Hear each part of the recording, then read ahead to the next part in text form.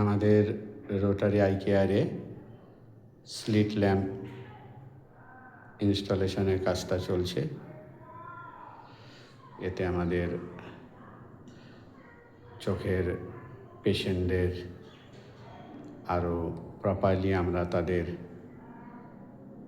চক্ষু পরীক্ষাটা করতে পারব।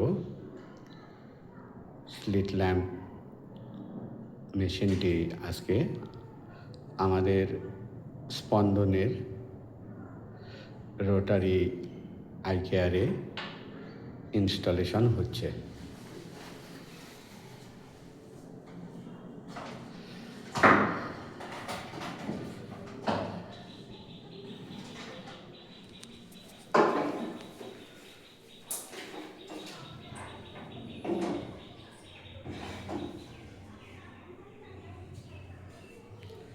এই আমাদের ইনস্টলেশনের কাজ প্রায় শেষ